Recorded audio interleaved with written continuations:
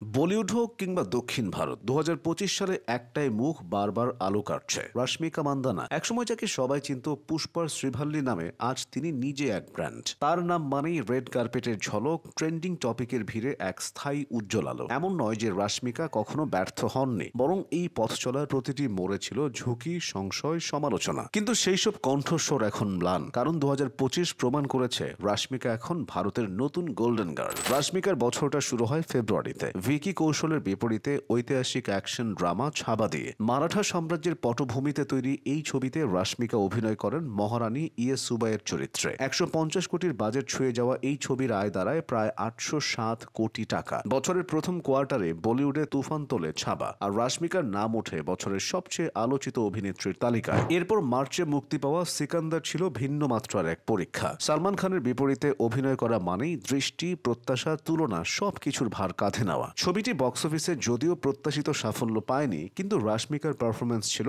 আলোচনায়। অনেক সমালোচকই লিখেছিলেন, সিকান্দারে যদি কিছু মনে থেকে যায় তা হলো রশ্মিকার চোখের দৃঢ়তা। তবে দক্ষিণ ভারতে তার ফ্যানবেজ যে কতটা বিশাল সেটা কুবেরা মুক্তির পর আবারও প্রমাণিত। তেলেগু তামিল ভাষার এই ছবিতে রশ্মিকা অভিনয় করেছেন সামিরা চরিত্রে। ১০০ কোটির বাজেটের কুবেরা ভারতে আয় করেছে ১০৬.৫ কোটি, বিশ্বজুড়ে ১৩৮ কোটির বেশি। বছরের শেষ দিকে দীপাবলির উৎসবের সঙ্গে মুক্তি পায় থাম্মা। ভ্যাম্পায়ার কমেডি ঘরানার এই ছবিতে রশ্মিকা একেবারে নতুন অবতারে। হাস্যরস, রোমান্স, হরর সব মিশে এক অনন্য মিশ্রণ। ১৪০ কোটির ছবিতে ভারত আয় করেছে প্রায় ১২৫.৭৫ কোটি, বিশ্বব্যাপী ১৪৩.৭৫ কোটি। এমন সাফল্য প্রমাণ করে রশ্মিকা এখন শুধু সেফ চয়েস নয়, বরং যে কোনো ঘরানায় দর্শক টানার ক্ষমতা রাখেন। বছর জুড়ে ৪টি ছবি, ছাবা, সিকান্দার, কুবেরা আর থাম্মা, এই ৪টি সিনেমা মিলিয়ে রশ্মিকার বক্স অফিস আয় ছুঁয়েছে ১,২৭৫ কোটি টাকারও বেশি। বলিউড ও দক্ষিণ মিলিয়ে তিনি এখন ভারতের সর্বোচ্চ আয়কারী অভিনেত্রী।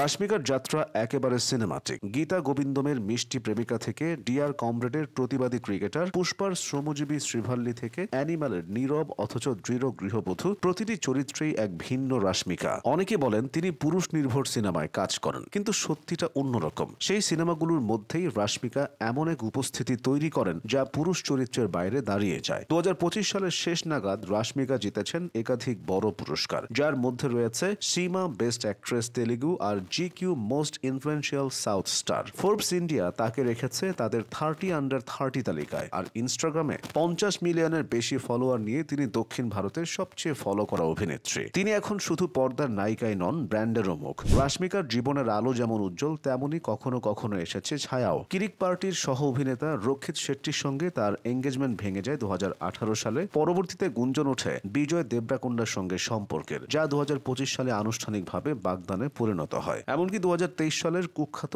ডিপফেক কেলেঙ্কারিতেও তিনি শিকার হন। কিন্তু সেই ভয়ানক অভিজ্ঞতাকে তিনি পরিণত করেন এক সামাজিক বার্তায়। নিজে হয়ে ওঠেন ভারতের সাইবার ক্রাইম কোঅর্ডিনেশন সেন্টারের জাতীয় অ্যাম্বাসেডর। রশ্মিকা জানেন, একজন নারীর জয় মানে কেবল ক্যামেরার আলো নয়, সমাজের অন্ধকারকেও জয় করা। চলতি বছর শেষে মিডিয়া যখন ইয়ার অফ দ্য অ্যাক্ট্রেস তালিকা তৈরি করছে, সেখানে রশ্মিকার নামটা সবার আগে। তিনি প্রমাণ করেছেন একজন অভিনেত্রী শুধু গ্ল্যামার নয়, তিনি হতে পারেন ইন্ডাস্ট্রির মেরুদণ্ড। তার হাসি এখন কোটি হৃদয়ের প্রিয়, তার চরিত্র এখন নারীর সাহসের প্রতীক, আর তার নাম রশ্মিকা মান্দানা, ভারতের নতুন ন্যাশনাল ক্রাশ, যিনি সংখ্যা দিয়ে নয়, ইতিহাস লিখছেন পর্দায়।